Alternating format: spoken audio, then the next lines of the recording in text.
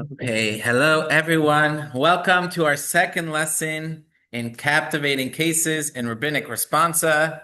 And today we will explore lesson 2, Torah in the trenches, the hands-on reality of making halachic decision making. So we're going to discuss this, but before we begin, let's get ourselves opened up and refreshed with some jokes. It Let's start with Benji comes up to the rabbi after services. He says, Rabbi Bloom, when I get older, I am going to give you a lot of money.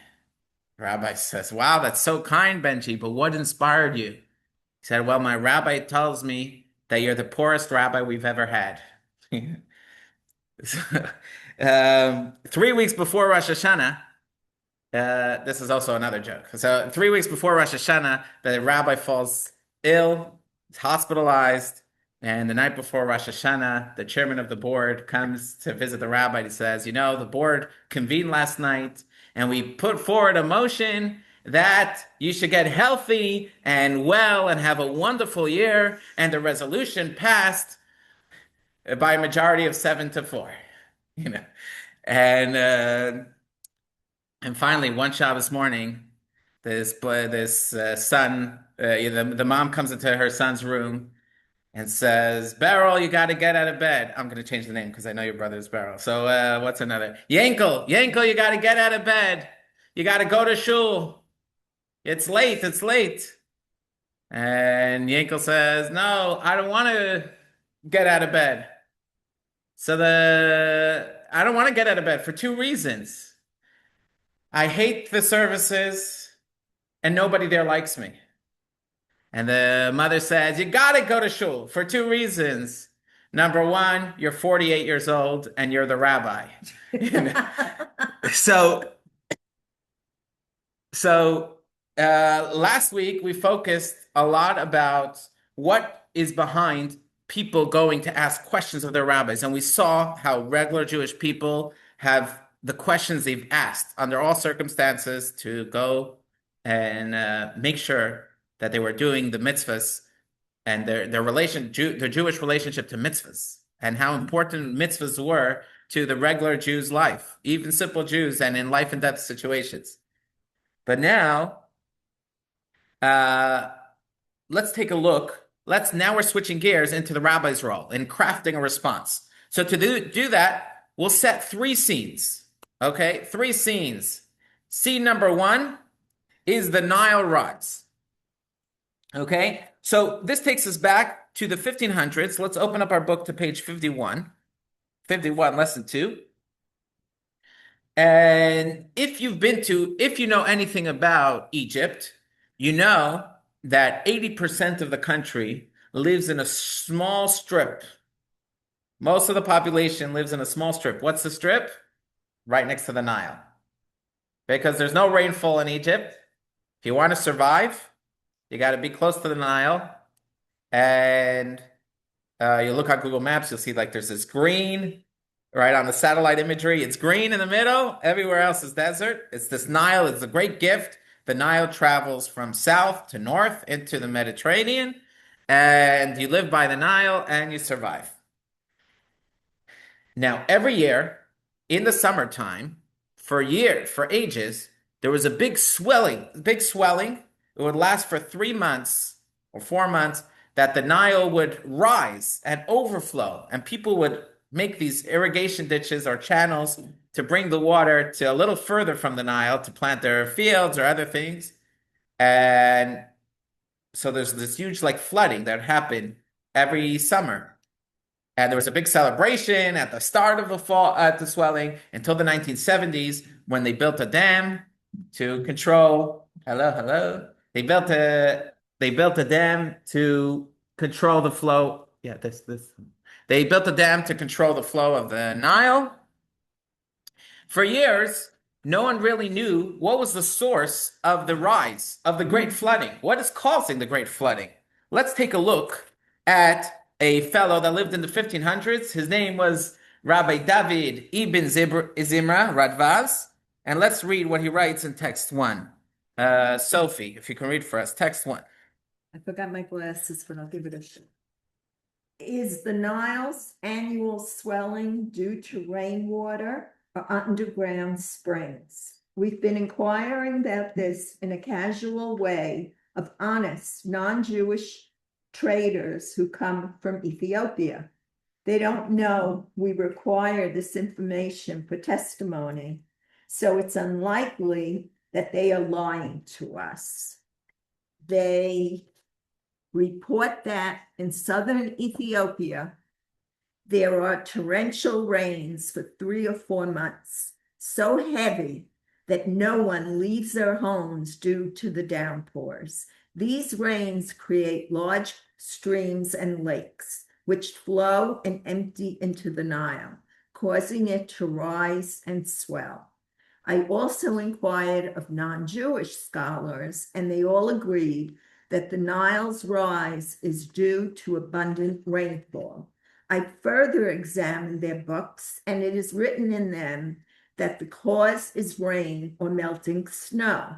It is also written in their books that some of the early kings sent expeditions to explore this river and to determine its source. The explorers reported that the river originates from a mountain called Jabal al-Kamir, which means mountain of the moon. And then its swelling is due to heavy rains. Okay.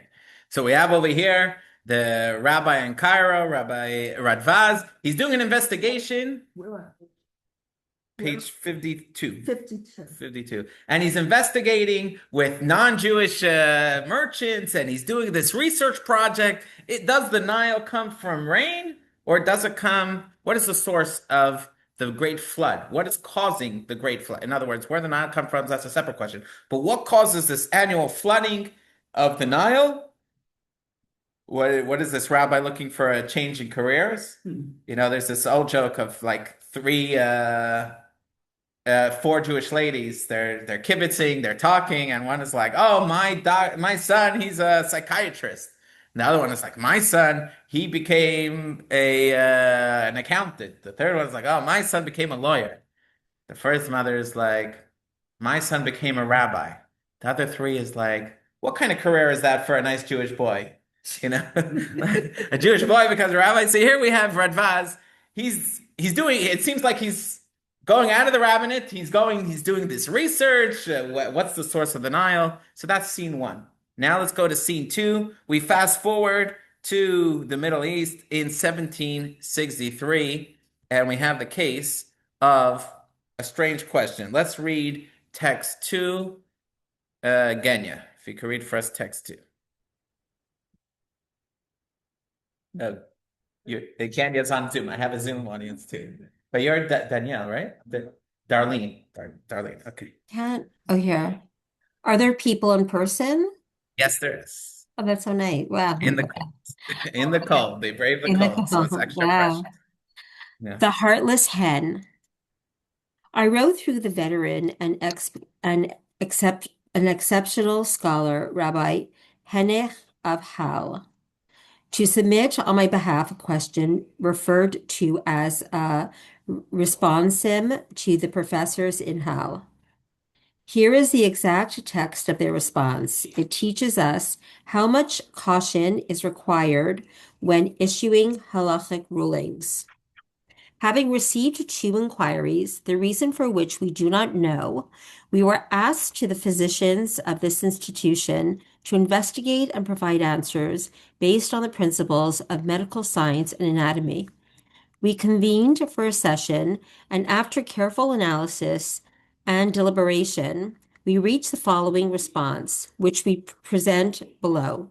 The first question is if any living creature can survive for some time after its heart has been removed, whether due to disease or any other cause. Regarding the second question, if a bird such as a chicken or a goose is opened and no heart is found, can we assume that another organ has developed in place of the heart, performing its function and thereby sustaining the bird's life despite the absence of its heart? So here's a rabbi. He's reaching out to the professors in Halle through his, he has a Rabbi Jonas and Eibschitz, great rabbi, and he's reaching out to his friend Henech in Halle to speak to the professors in the medical university that they had over there to find out, can a living creature exist without a heart? Live without a heart, number one. Number two, if you find no heart inside, could we assume that the heart got lost? Or do we say that maybe there's some other part of the anatomy that took on the role, the function of the heart? So, Dr. Steve, what do you think if you were to answer off the cuff? I would say it's hard to live without a heart. It's hard to live without a heart. Although we know some cold people, but heartless people, but it's hard to live without a heart. Okay.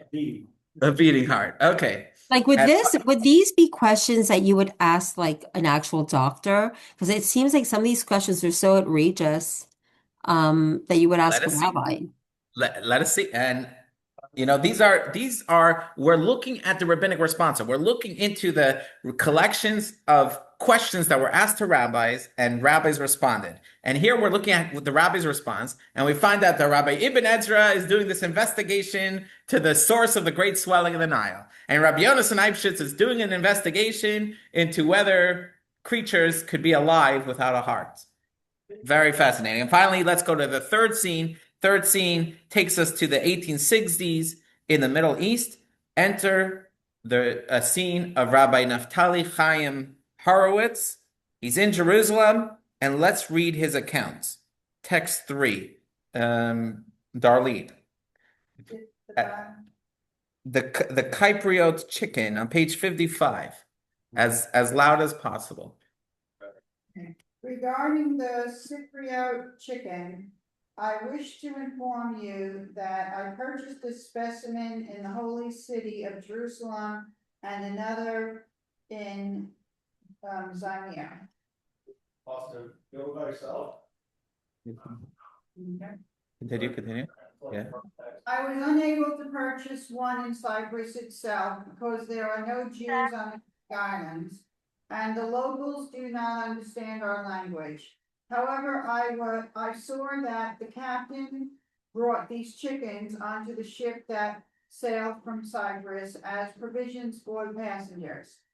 They were entirely identical to the chicken I later bought in Izmir, without the slightest difference in sound, appearance, or height. I offered the ship's captain 10 coins for one chicken, but he refused. The people from the Holy Land who were traveling with me on the ship advised me to buy one in Izmir, which is a day's journey from Cyprus. It is widely known that merchants transport many thousands of these chickens from Cyprus to Izmir, so I purchased the chicken in Izmir. These chickens are in the possession of my teacher and grandfather-in-law, Rabbi Chaim of Sanz in Narisat, Galicia. Okay. So we have the fascinating, and we can look at the map on page 57 of this great description of Rabbi Chaim Naftali Horowitz. He's saying, I had this chicken in Jerusalem, but that wasn't enough. Then I went to Cyprus to see if I could get the exact same chicken. There was no Jews there. And then I saw it on a boat, and I tried to buy it from the captain at a high price. The captain refused.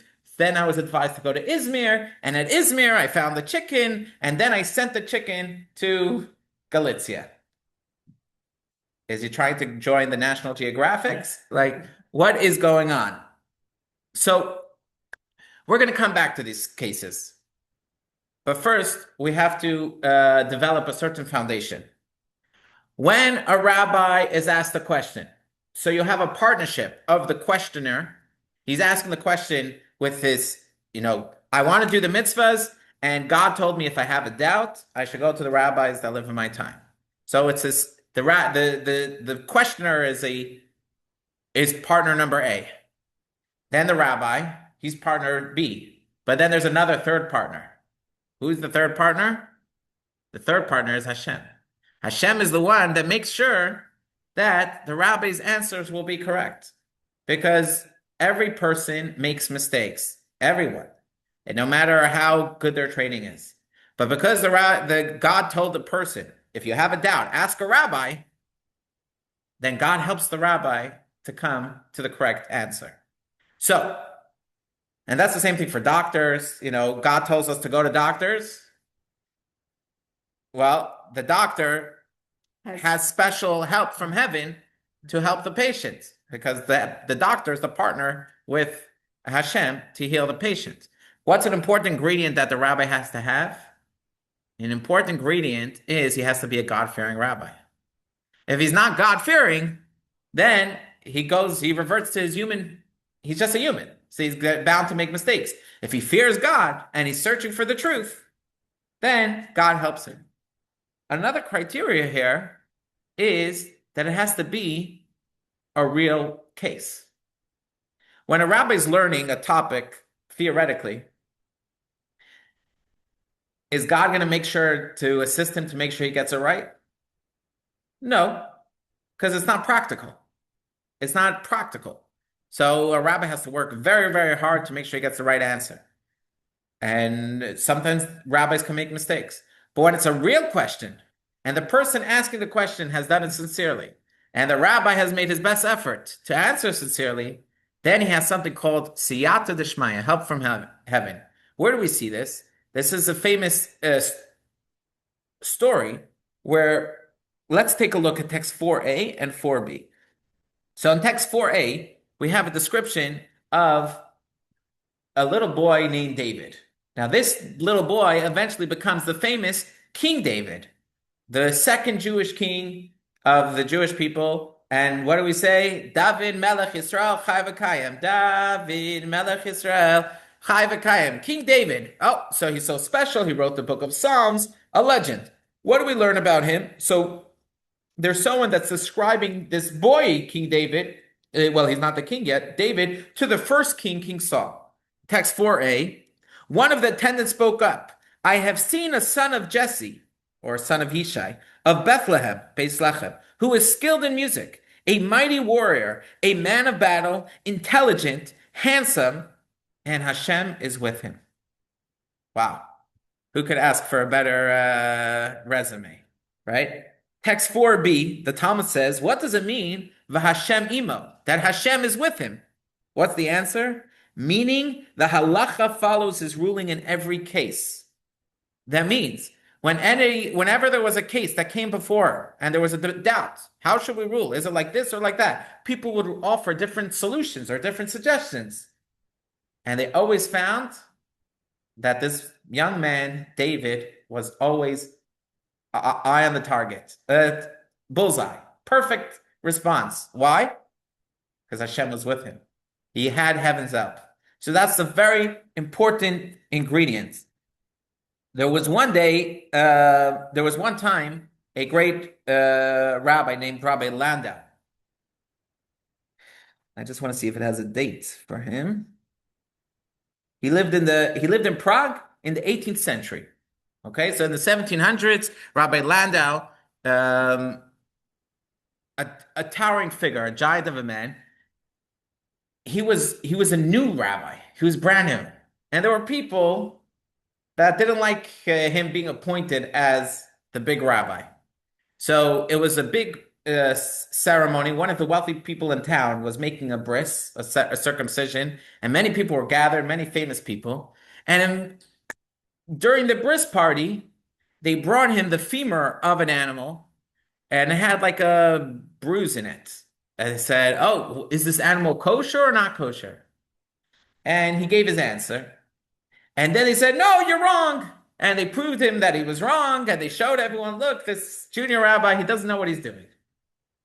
So the rabbi said, I know for sure that this animal didn't have the blemish it wasn't found with this blemish.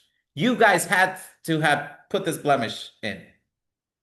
They investigated, it was true. They said, how did you know? Are you so good at being able to tell that the bones went like what are those homicide detectives? They're able to, are you that good? He says, no, it's very simple. When I'm answering a real case, Hashem helps me. Since I got it wrong, it must be this was a fake case. I was thinking, how could it be a fake case? It must be you put in the blemish afterwards. And that's principle number one. A rabbi has to be God-fearing. He has to believe that this is the word of Hashem, and he has to aspire, like the person that's asking the question, to answer not out of ego or honor or, to show off his knowledge, but truly to be a humble, God-fearing person. But ingredient number two is to also jump into the real world. You can't just stay in the books and know the book answers. He has to know the facts of the matter. There's a famous story that's shared amongst rabbis for generations of a great wedding that was happening, and in the middle of the wedding, a cup of milk fell into the chicken soup. Oh no. So they run to the rabbi. They said, "Can we serve the chicken soup?" Now, the rabbi knows that if there's that milk in chicken soup could be kosher if it's less than 1 in 60. 1 parts for 60. So if there's 60 times the amount of chicken soup to the milk, it's still kosher. The problem was, it was less than 60. They came to the rabbi. Is there any way this is kosher? The rabbi said, I need a few minutes. He put on his hat, he put on his coat, he left the house. He comes back 25 minutes later. He said, the soup is kosher. And they go back to the wedding, and the guests don't even know. They serve the chicken soup. Years later, they find out what was the story. The rabbi went to the milkman of the town, and he said, tell me, do you dilute your milk that you sell? I'll keep it in confidence. But do you dilute? And he said, yes. He shared the ratio of how much water he puts into his milk supply. And based on that, the rabbi was able to say that there was 1 in 6, there was 60 times more chicken soup than the thing, and it was nullified in kosher.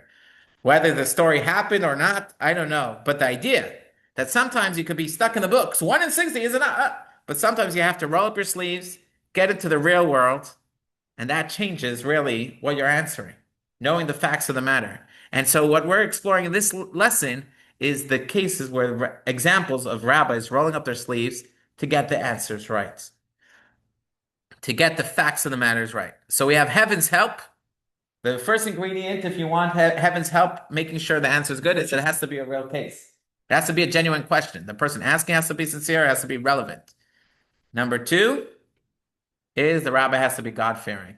If you have these two ingredients, then Hashem promises that you'll get the right answer, the answer that you need to hear. That's why it's so important also that not always could you compare questions. Just because someone got one answer from one rabbi, sometimes you have to ask the question. Every case is individual. You can't really just cookie cutter, oh, the rabbi told this for me, so it's good for somebody else. It has to be that person has to share the facts of the rabbi, and the facts are very important. What if the rabbi is not comfortable to answer the questions? Like, is that a reputable rabbi where he feels like he can never answer these type of questions? Well, you have to develop a confidence. You have to trust that this is Hashem's rabbi. will. Well, the rabbi has to, in other words, why is he doubtful? Is he because he feels Yes. he's too humble, or because he's not learned?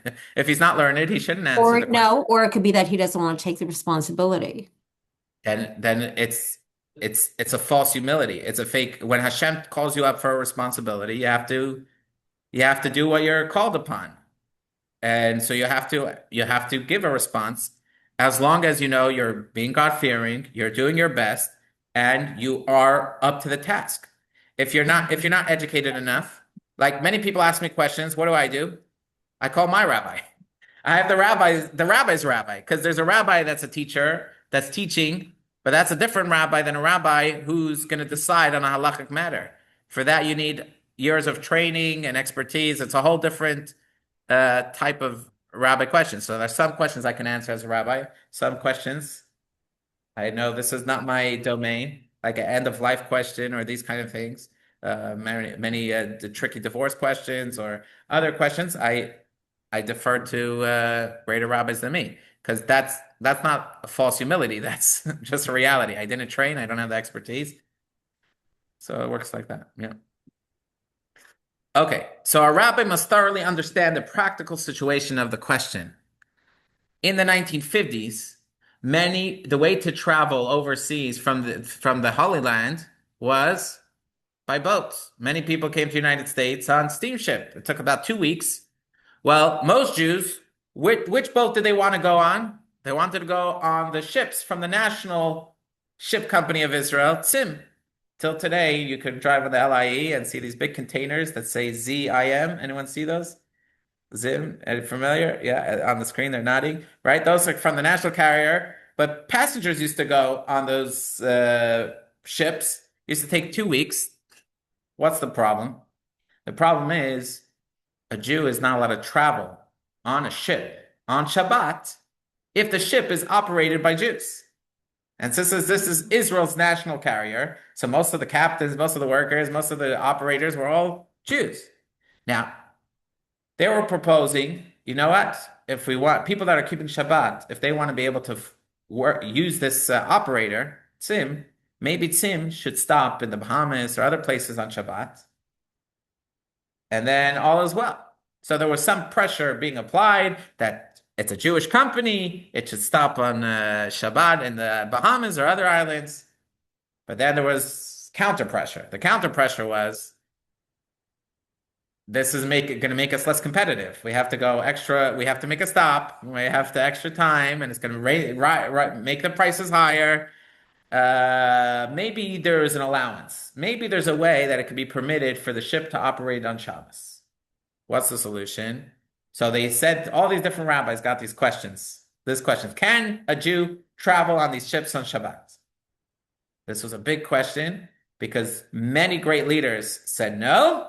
And many great rabbis said, yes. Okay? The Lubavitcher Rebbe very rarely got involved in making halachic decisions. As much as we know, the Rebbe is a giant in Torah, a genius, but when it came to halachic decisions, he said, speak to the halachic deciders, speak to rabbis that deal with making halachic decisions. I don't do that. I'm a Jewish teacher, I'm a Jewish leader, but not a halachic decider. There were a few cases where he got involved. Let's read a letter where he writes this. Let's take a look at. Let's jump ahead to text 6, page 62. Joe, page 62.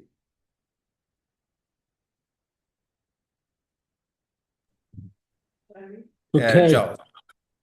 Shabbat at sea. The mitzvah of Sabbath observance that you write about is one of the most fundamental ones and is the rabbis, and as the rabbis state in the Talmud, that the Sabbath equals in importance all the other mitzvot combined. Well, I mentioned this particularly in reference to your inquiry regarding the Sabbath desecration, which is perpetrated by the Jewish ocean liners. The claim that everything is being done automatically during the 24 hours of the Sabbath is absurd. And I stated with the fullest authority, being an engineer myself and having studied marine mechanics. For one thing, certain machinery cannot be operated automatically, especially those connected with the steering, radio communications, services, and similar ones. Secondly, even those machines which can operate automatically are required by their very operation, as well as by international law, to be checked periodically, every few hours, which involves direct Sabbath desecration a corresponding number of times during the 24-hour period of the Sabbath. Thirdly, certain so-called automatic machines, including some of the boilers, require a change of parts periodically, approximately every 6 hours, when the affected sections of these machines are stopped and restarted for the said purpose. The water which is supplied for drinking and even running water in the cabins is derived from the seawater by a process of distillation, which, as you no doubt know, means the boiling and the evaporation of the water and converting it back to distilled water by cooling. The water supply is not stored for days ahead, not even for 24 hours, because of the shortage space it would require, because of the storage space it would require, but is produced continuously by a process of distillation.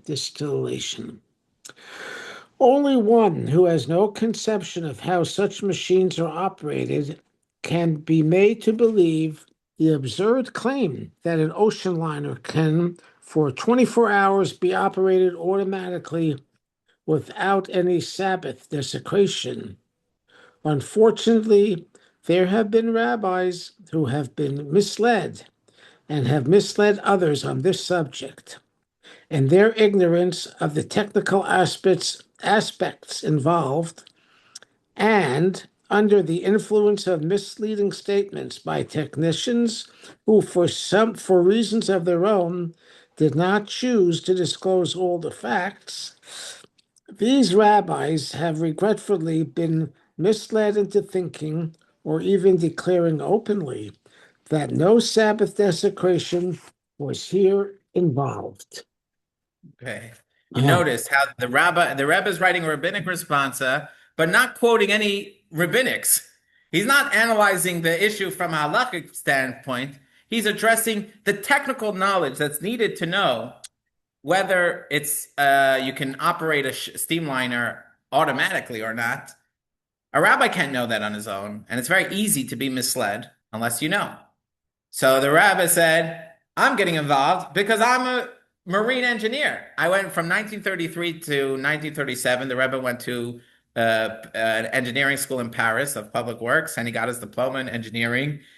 When he came to the United States during the World War II, he worked in the Brooklyn Navy Yard on submarines. And the Rebbe said, I have the knowledge, so I can tell you that these rabbis are being misled. It doesn't mean they're not great Torah scholars. But to be able to give a halachic decision, it's not enough to know the Torah. You have to know the facts on the grounds. The great Rav, we learned last year in the Kabbalah course, in the Talmud course of Rav. Rav was a giant in Babylonia, the first generation of rabbinic leaders in Babylonia from the Holy Land. He spent 18 months amongst the shepherds. I'm going back to a text that we skipped, text 5. In text 5, what does it say? Rav said, I apprenticed with a shepherd for 18 months to learn which blemishes is permanent and which is temporary. Can you imagine a great rabbi joining with the shepherds 18 months to learn which blemishes are permanent and temporary? Why does he want to know?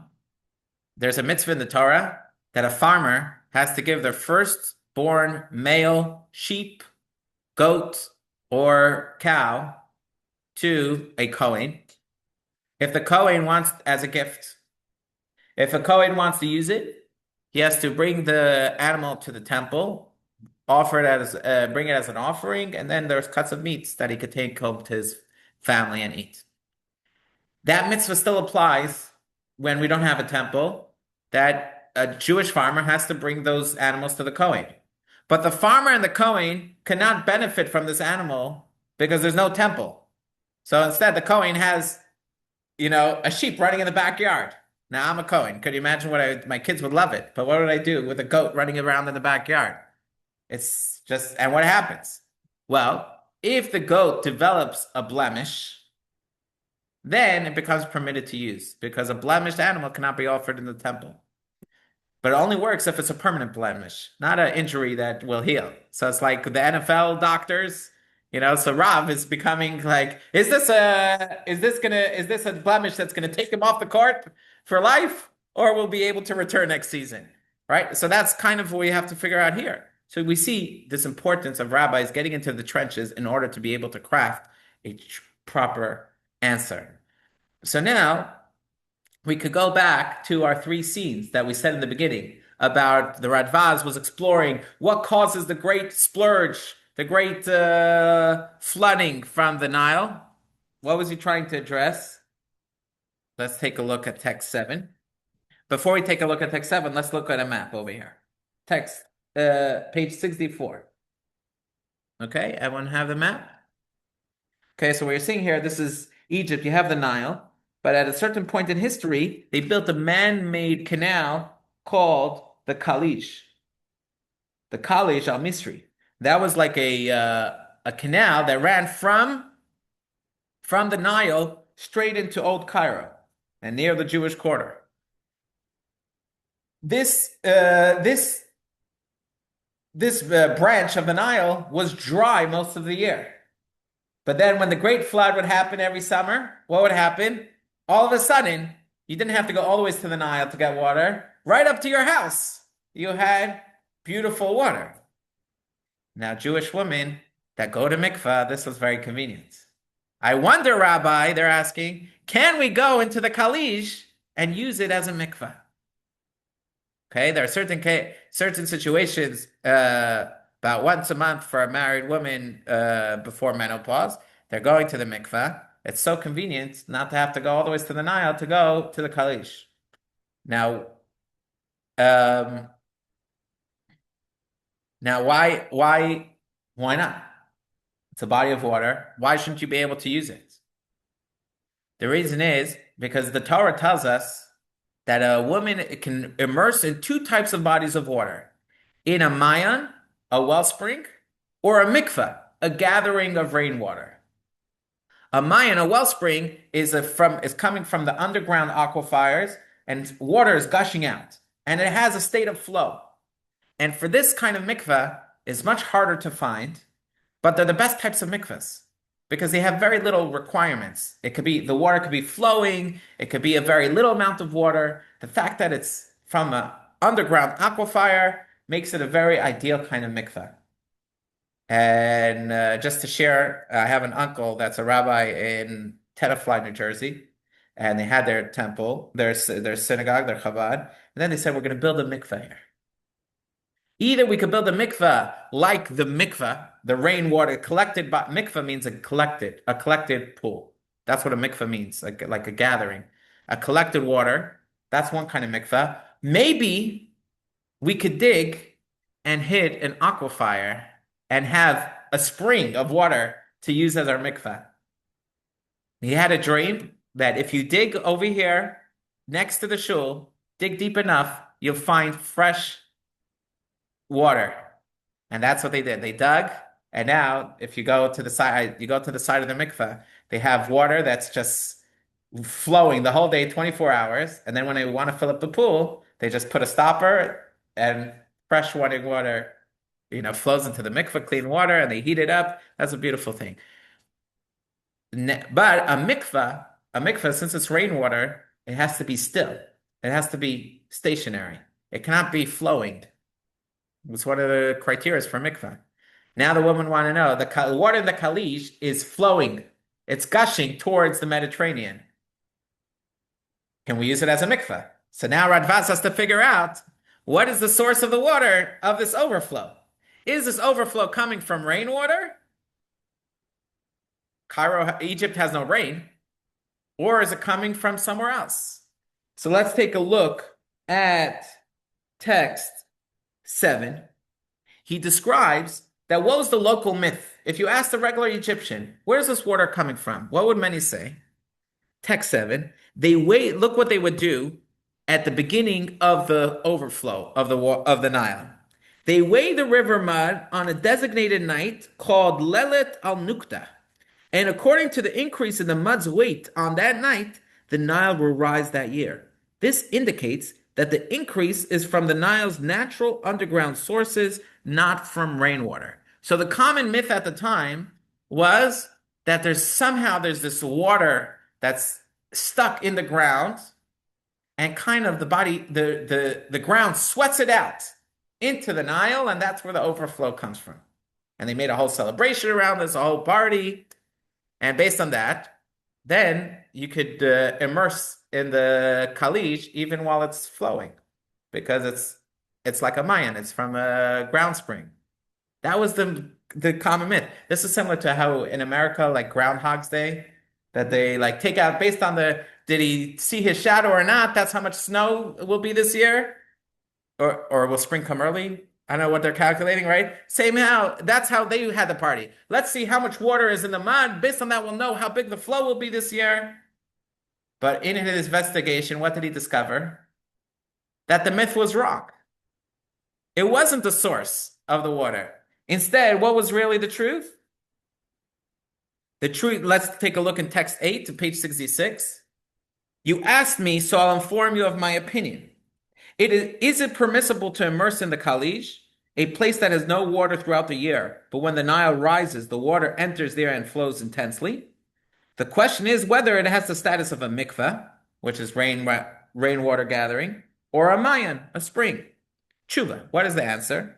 Generally, rivers swell due to the surface runoff from rain or melting snow. And it is said that this is also the case with the Nile. Its swelling is fed by rains in Ethiopia. It is thus clear that one should not immerse in the Khalij because a mikveh only purifies with still water, not flowing. However, one way to make this work is to place barriers in the water, rendering the water between the barriers gathered and still, which makes it kosher for immersion. I have written what appears correct to me in my humble opinion. See, so what we read in the beginning of the course, what was he doing? He was investigating what's the real facts. Is it the local myth that is coming from underground? Or is the truth that is coming from runoff water, rainwater in Ethiopia? And his investigation led him to discover it's really coming from rainwater. He said, but he didn't want to leave them hanging. Just give them a no. He said, the answer is no, unless you implement the solution. You have to do is you have to corner off a section of the Khalij, make a breakaway that will be still, will be, it'll flow into there and then it'll be gathered there. Once it's gathered there, then rainwater is kosher for immersion once it's gathered. So let it run off into a gathering pool and that will become your mikveh. Beautiful. Let's go to the next case. Okay. Hold on, let me just pass through the slides. Okay, let's take a look at the next case. Okay, let's look at the pictures here. I added this as Sophie came in. I added these pictures. So anyone can read the Hebrew letters on the picture? The scene of the woman. It's quite small. It's hard to see. Kosher. It says kosher. Kosher in poultry directions. No, on the other side. On the other Hebrew. side. Yeah. There is no. On the sign. On the glass. On the glass. Oh, on the glass. Yeah. Got it. Share. Yeah. The word says kosher.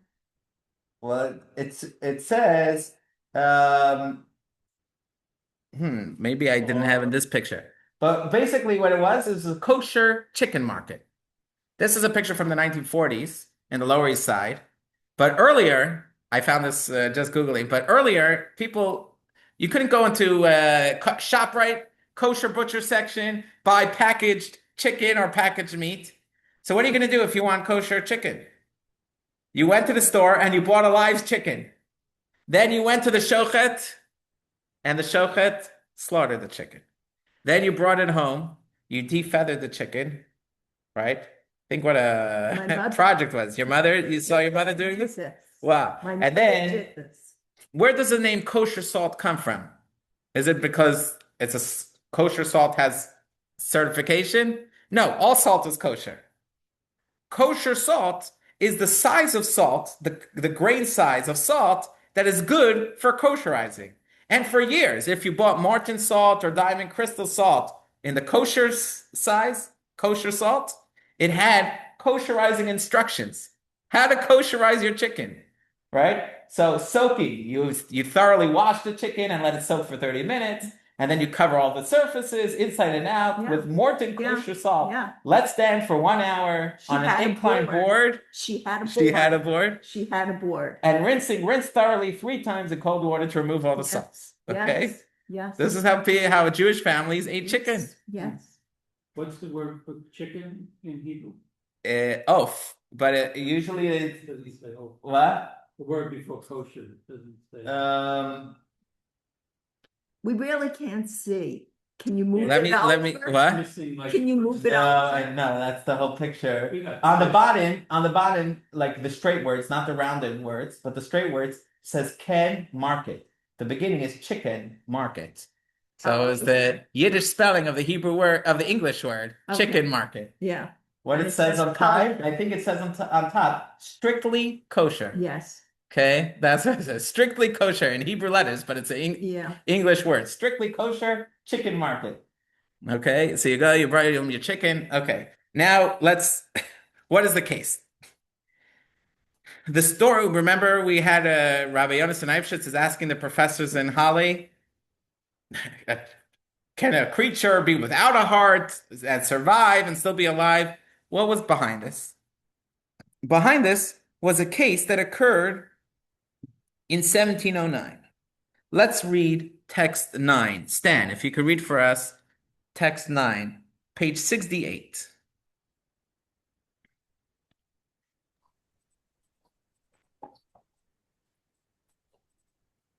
There was an incident involving a young girl who opened a slaughtered hen to remove its innards. She was standing at the edge of the table, and the cat was near her, waiting to eat anything that would be tossed to the ground. The girl claimed she did not find a heart in the hen. The owner of the hen, her mother, suggested that the heart certainly dropped to the ground and was eaten by the cat, which was ready and waiting to eat anything that fell. The girl insisted, however, that she only threw the spleen to the ground, not the heart. The hen was fat, healthy, and good, with no defect or rot in its innards, and there was no visible trace of a heart that had decayed or dissolved. Furthermore, when the hen was alive, it appeared strong and healthy, yet the girl claimed she could not find its heart. The case was brought before the students, and they ruled the chicken to be non-kosher. So what happened? What was the case? A girl was cleaning out a chicken and finds no heart. The mother saying, "Where's the heart? Where's the heart?" There was no heart. Did you let the cat eat it? No, Mama, I was watching the whole time. There's no heart. This chicken is perfectly healthy, missing a heart. They bring it to the yeshiva. What did the students in the yeshiva say? It's not kosher. Why are they saying it's not kosher? The rule is that a chicken has to be healthy in order to be kosher. If the chicken is a chicken that will die within 12 months, that's a chicken that's not kosher. Now, how do you determine if it'll die in 12 months? This is where the word treif comes from. You ever heard treif? Something is treif? Mhm. Well, when people say it, they think they're saying that it's not kosher.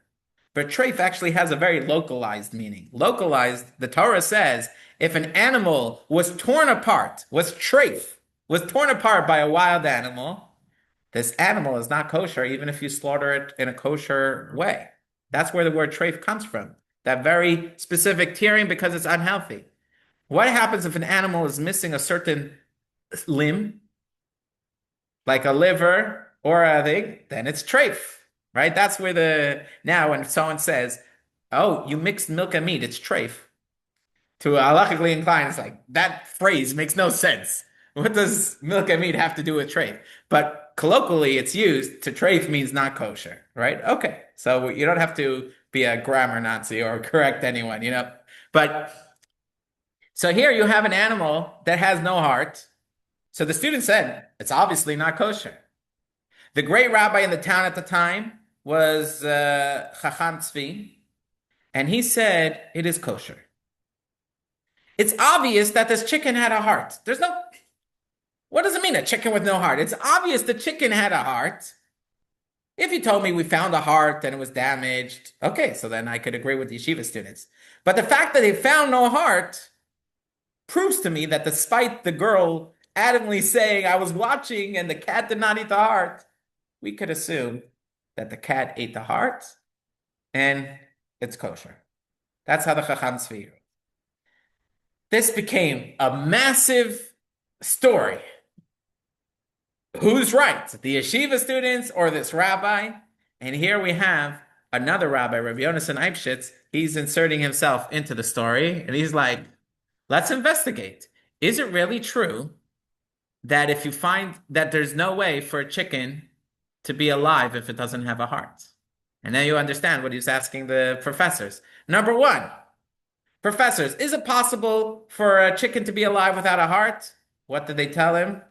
Let's see if we could find the answers. No, we don't have it here. We have it. We brought it in the beginning. Um, Ultimately, what does he tell them? What did the professors tell him? It's impossible for a living creature not to have a heart, especially a mammal, a bird. It's not possible. If it's alive, if it was alive, it means it had a heart. So what does that tell us? If you open up a chicken and you see it has no heart, it doesn't mean that it never had a heart. You could assume that it once had a heart, and somehow during the dissection and something, it got lost. But then they answered something different. They said, no, no, no. There's another possibility. What's the possibility? That there are other organs of the animal took on the function of the heart. And if that's the case, then this animal wouldn't be considered kosher. Because for it to be kosher and healthy, it has to be a normal chicken. It has to have a heart. If other organs in the body took on the role of the blood pumping role of the heart, that's not kosher. So it's just interesting how he investigated. He wanted to hear what was the scientific consensus at the time. Here's another example where we see the importance of the rabbis rolling up their sleeves to figure out what is the reality. Okay, let's go to. He mistook the spleen for the heart. But I think they found the spleen, but Can you tell the difference between the heart, chicken spleen? I think at those times, when was the last time I saw a chicken heart? I haven't seen, but probably girls that were involved in koshering their chickens, they probably seen it. But isn't that considered a damaged animal, like a moom? It's called a moom. If what? What? If If which way? it's missing a heart, that means it's a damaged animal. Unless it was missing the heart, unless it had a healthy heart and that got lost after the slaughtering. So if it got lost after the slaughtering, it's a perfectly kosher animal. Oh, I see what you're saying. So that was the rabbi was trying to argue. It obviously had a heart and it got lost. Yeah. Otherwise, how would it be alive until we slaughtered it? So obviously this bird is kosher. The counter argument was like, no, maybe other organs took on the role of the heart, and then it wouldn't be kosher. Okay, let's go on to the this is an interesting side thing. Look on the screen over here. January 8th, 1763. Okay. It was discovered a few years ago that the University of Halle holds a faint echo of this question from Rabbi Eibschitz. As shown in the PowerPoint, the school has in its possession a ledger from prior centuries documenting various questions submitted to the professors and the discussion surrounding them. One entry reads, January 8th, 1763, a responsum to two questions from the Jewish community concerning the circumstances of Jewish kosher slaughter has been issued. So it's just interesting how we just discovered this. We had always from the rabbis' books the surviving answer, but the fact to find it in the medical school records, that's truly fascinating. Okay, I can't see it from there either, so don't. It's nothing wrong with your eyesight. Okay, so let's go on to the third case. Okay. The Torah lists 24 non-kosher birds, right? When it comes to fish and mammals, there's kosher signs. They have to have fins and scales to be a kosher fish. They have to have chew their cuds and have split hooves to be kosher mammals. When it comes to birds, the Torah tells us that all birds are kosher, except these 21 birds or these 21 species of birds. 24. 24. Very good. 24. You learned Leviticus? I know, I'm kidding. I'm teasing. Okay. So the only problem is that not everyone knows which species are referred to in the list of 24. Yeah. The Torah it says the Anya, the Shina, Shinerev, this one, that one. What's an Anya? Which species is it? What's that? So some of them we know for sure.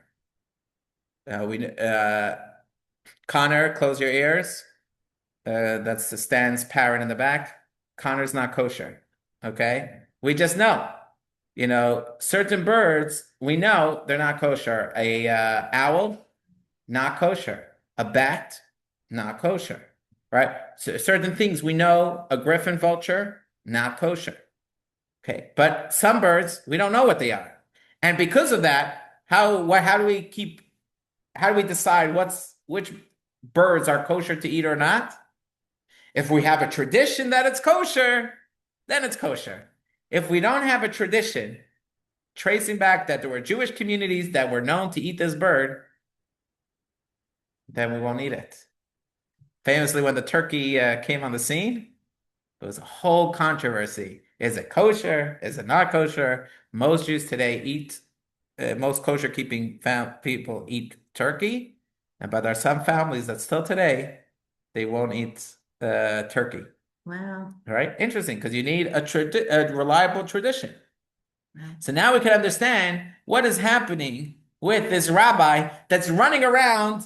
He's sending chickens to Galicia. He's running from Jerusalem. He's going to Izmir, to Cyprus. What was really happening? There was this new chicken that appeared in Europe at the time, that the Jewish community was calling the Cypriot chicken. Now they want to know, is it kosher or not? So now they sent a message, they send an investigation. Can someone find out if there's a Jewish community somewhere that eats this chicken as if it's kosher? And he goes to Jerusalem and he sees the chickens there, but it's there, but there's no Jewish community that's really known to eat this chicken. So he goes to Cyprus. Then he discovers that there is a Jewish community eating these kind of chickens. That was the whole reason for that investigation. So he was getting his hands dirty to figure out, is it? And so the Jews in Europe started eating this chicken. I put it in an earlier slide of what this chicken looked like. Give me a second. It had a heart. Let's see if I go up right there. You see in the middle? Yeah. Okay. It looks different. It's That a kind of weird chicken. looking chicken. It's a weird looking chicken. And then you know what the nickname of this chicken is? The Sultan chicken. You see how it looks like a sultan? Because of Yeah. the head. With a funny head. So that was the question. And ultimately they discovered that it was kosher. But now we understand why. Now, there are some times that the consensus of everybody is one way. And the Torah asserts something different. So here we said it's important for a rabbi to know the facts, right? To be in the real world, out of the ivory tower. But does it ever go in the opposite direction, where let's say the Torah makes kind of like a factual claim, and the consensus of everyone is different? So for our final session, we'll look at a case of where there was a clash of the consensus versus what the Torah was advocating.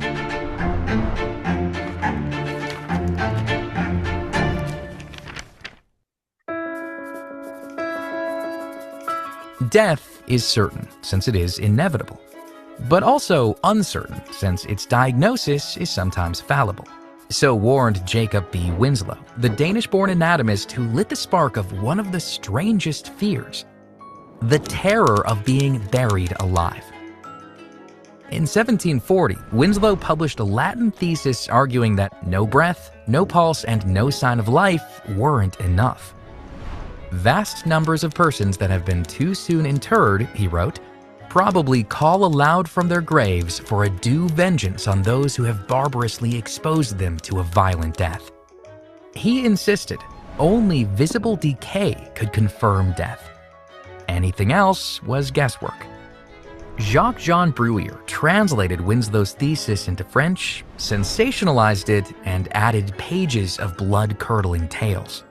One of his most infamous? Madame Rousseau. Declared dead, she was sliced with leeches just to make sure. She revived, lived, and gave birth to 26 children, one for each cut. Bruyère's book stirred mass hysteria. Wills composed in Paris reflect the panic. Early in the 18th century, almost none mentioned premature burial precautions. But between 1760 and 1777, nearly 50 out of 1,000 did. German cities responded with institutions where corpses were laid out to rot before burial. The most famous? The Munich Leichenhaus, or Corpse House, where fingers and toes were tied to bells and harmoniums. If a body moved, the music would sound and a sentry would rush in. The harmoniums rang often, not because the dead came back to life, but because swelling from decay triggered the mechanism. Over many decades, not a single revival was documented in any German Leichenhaus. Another response to the fear was the security coffin. In 1792, Duke Ferdinand of Brunswick commissioned one with windows, air holes, and a lock and key. Later models featured ladders, lights, even telephones to call for help from beneath the ground. Over 30 versions were patented in Germany in the latter half of the 19th century. The panic led some governments to mandate waiting periods before burial. In 1772, the Duke of Mecklenburg passed a law requiring that no one be buried until 3 days after death. For Jews, this created a crisis, as Torah law demands immediate burial. When they objected, the Duke insisted on receiving rabbinic letters declaring the delay to be forbidden by the Torah, which the community did eventually procure. Looking back, we know the widespread fear of premature burial was unfounded.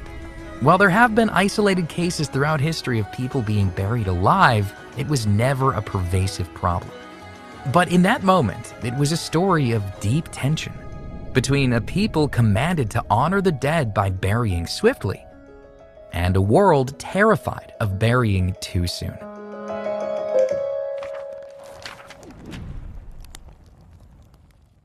See here, we kind of have an opposite case where the worldly knowledge is saying that people are being sent to their death to burial too soon, and we have to make a waiting period. And the Jewish community is arguing, no, our Torah says we should bury as soon as possible. So the question was, can we wait 3 days to bury the dead? The Jewish community said we want to do it right away. And the Duke wanted to make this rule. Now, the Duke asked some rabbis that were not God-fearing, unfortunately. And those rabbis were, very involved in the Enlightenment movements, and they kind of answered, there's leeway. There's leeway. In the Talmud, you can find leeway and exceptions in certain cases where it's allowed. So if you make the rule, the Jews will comply. Not because this is what we want to do, but it's not like eating non-kosher. Right? What was Rabbi Yaakov? Now let's look at Rabbi Yaakov Emden. What was his view on this? So let's take a look at text 11a. He was a rabbi at the time. So he says, let's take a look at a Jewish law. Okay, we're going to read this law, and I want you to use your analysis to try to see what was the point Rabbi Emden was trying to make from this law that's found in the Code of Jewish Law. Text 11a.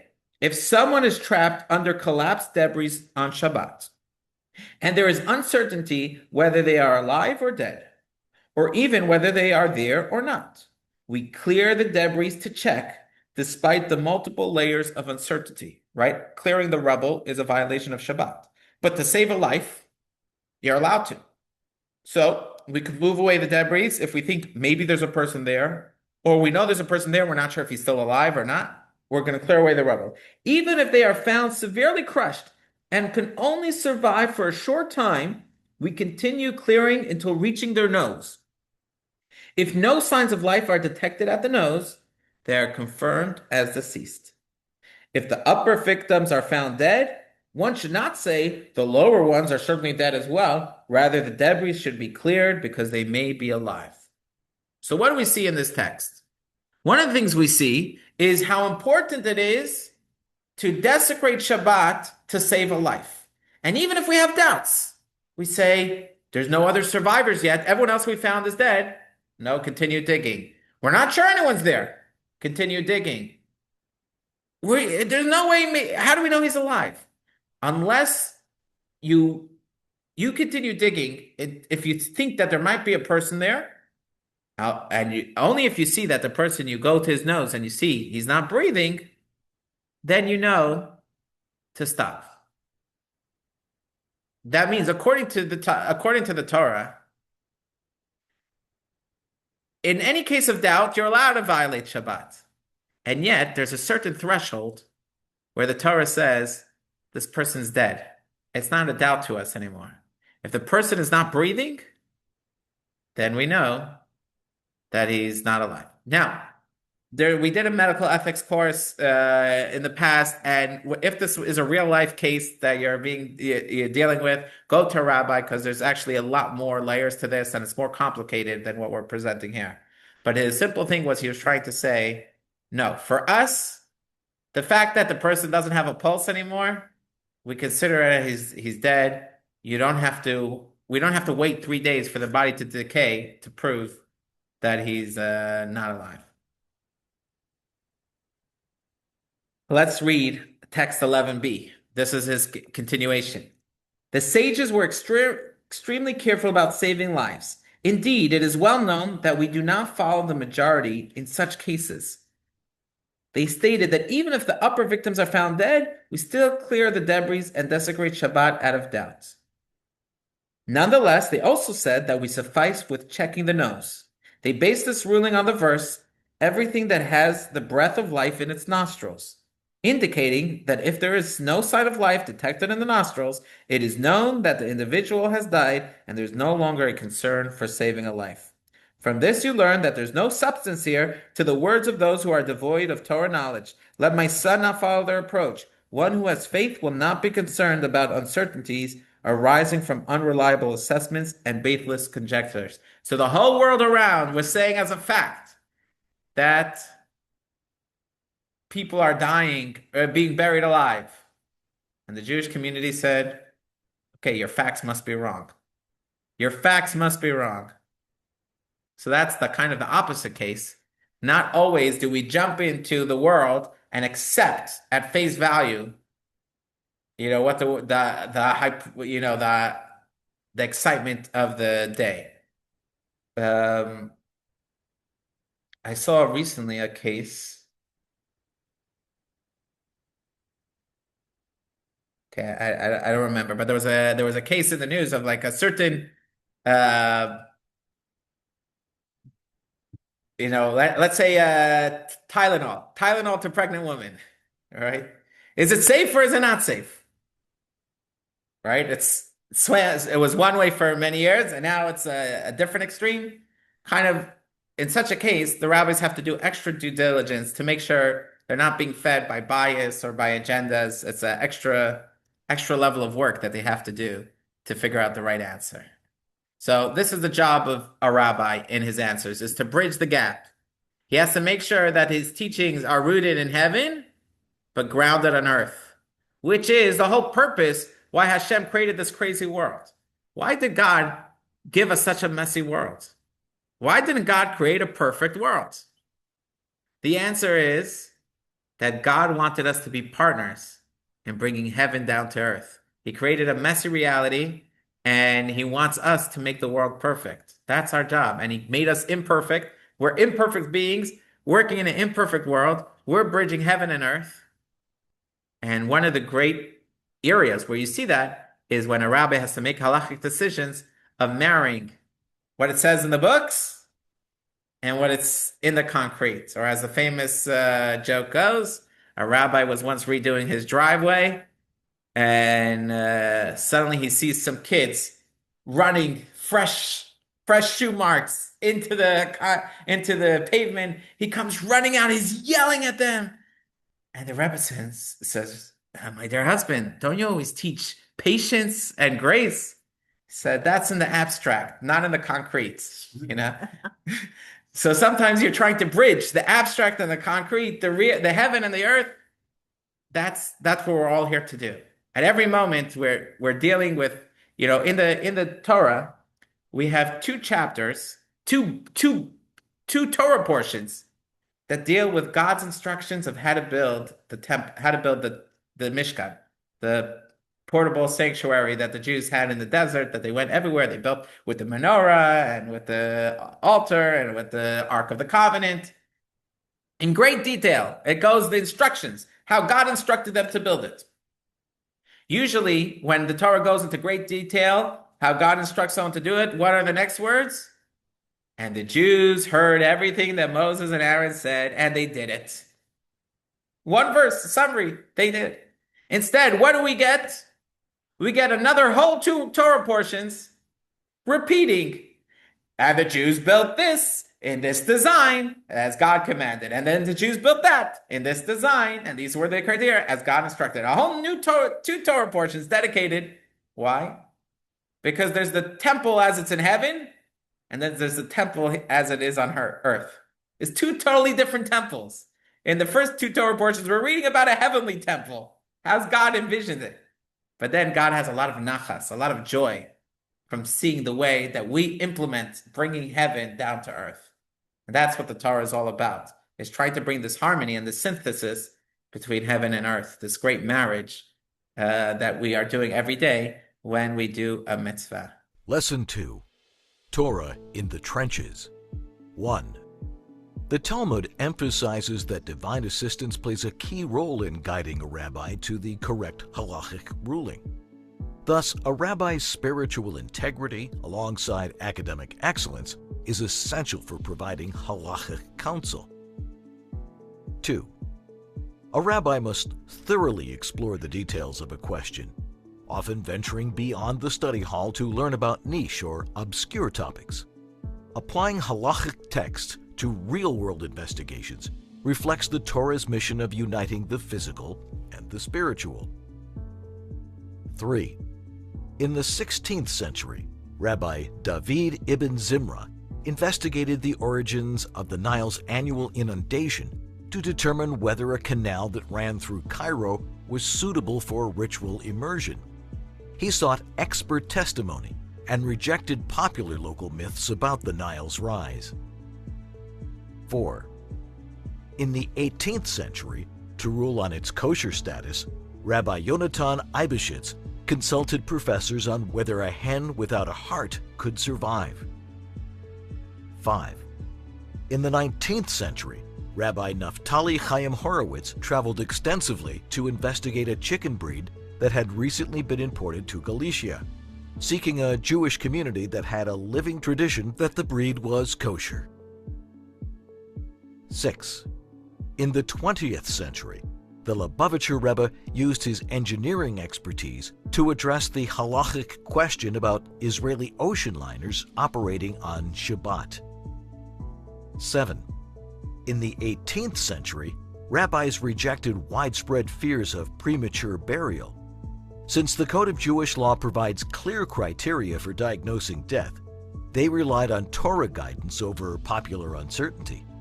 This approach was eventually vindicated as the myth of premature burial was debunked.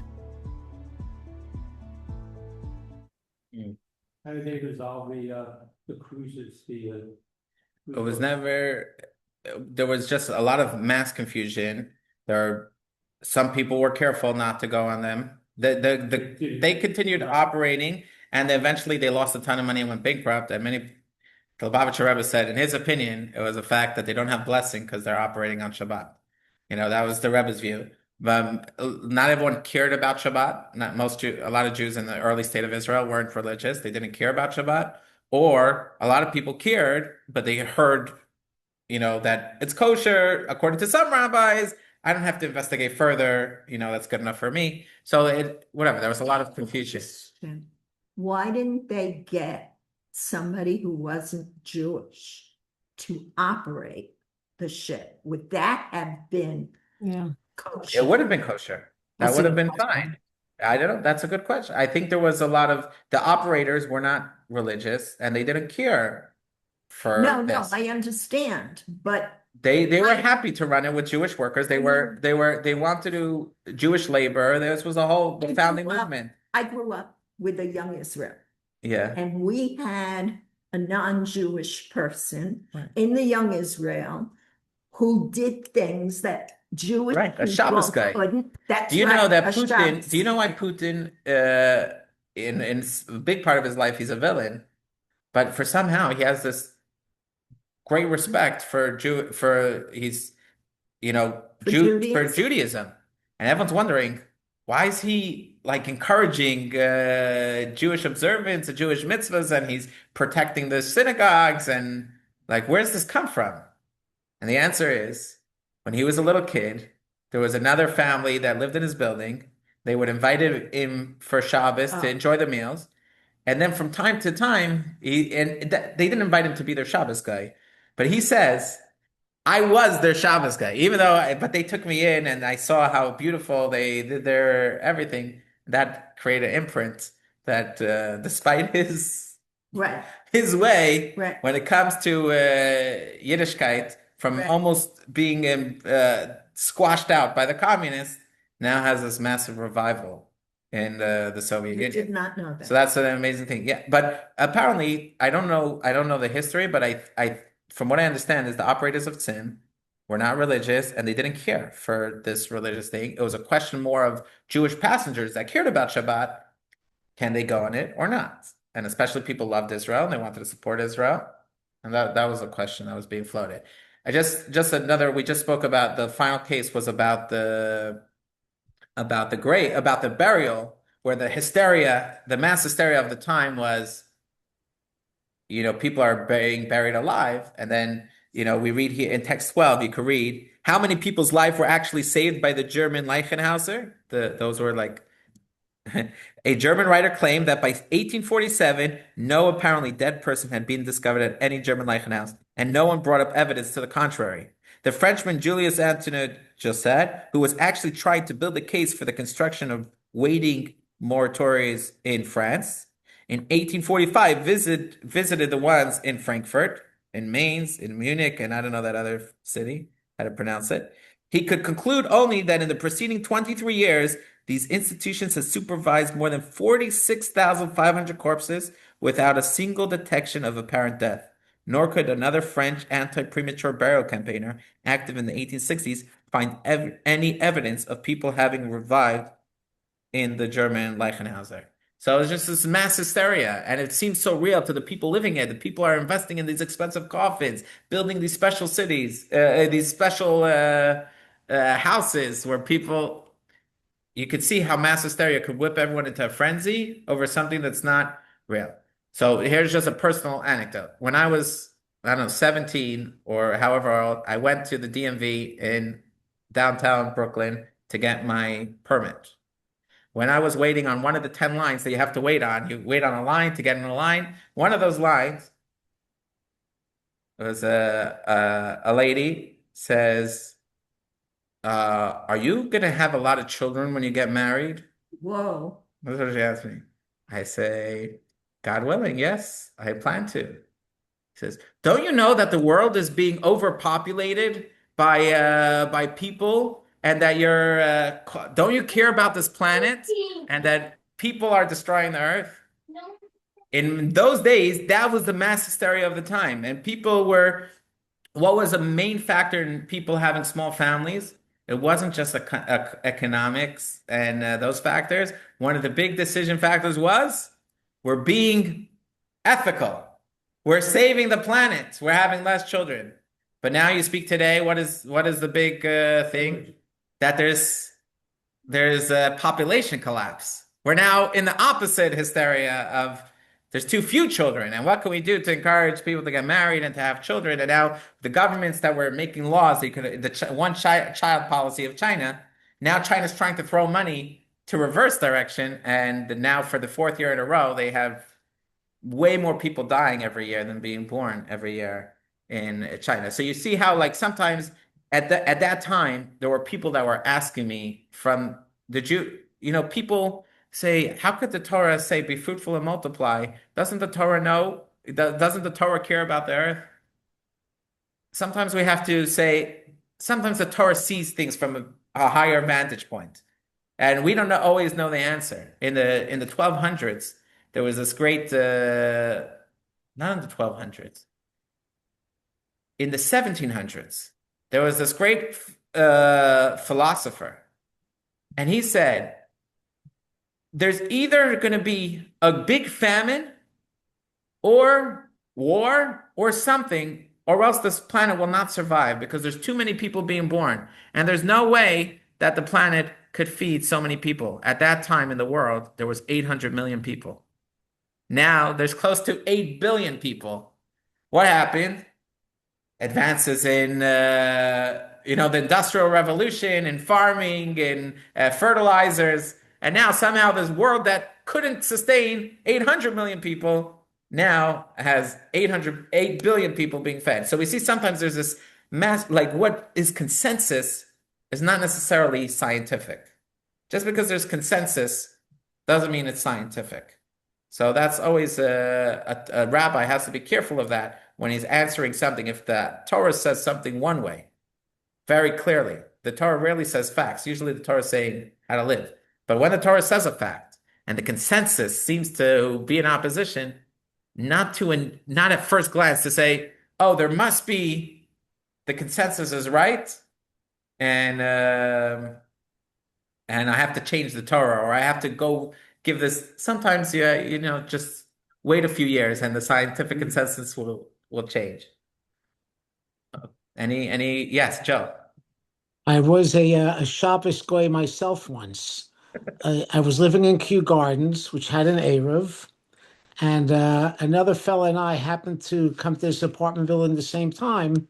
And the other fella said, "Oh, over there was a key. They hide a key over there. You can bring it here and open the door." And I said, "I don't mind getting it, but why aren't you getting it?" He says, "Well, I don't hold from the Eruv." Which reminds me of a great joke of two study partners. They used to learn for years together. They used to learn Talmud every day. And after 20 years, finally, let's say Beryl and Shmerel. Beryl turns to Shmerel and says, "Shmerel, my daughter's getting married, and I want you to be the witness under the chuppah for the wedding." So Shmerel says, "I can't. I'm not Jewish." "What, Shmerel, you're not Jewish? What are you talking about? How do you keep Shabbos? A non-Jew's not allowed to keep Shabbos." He's like, "Oh, I keep something in my pocket. I carry, and then I'm not keeping the Shabbos." He says, "Yeah, but there's an Erev around town." It's like, "Oh, I don't hold of that Erev.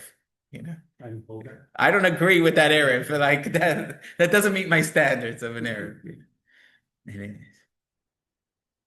Okay, so next, when there's a lot of new technologies, you have new questions.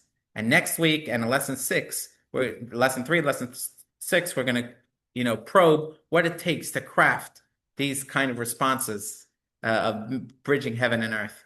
So I hope you enjoyed today's lesson, and we will continue. Very good. Very good. Thank you. Thank you, Rabbi. Be well, everyone stay Thank warm you. and safe. Good night, everyone.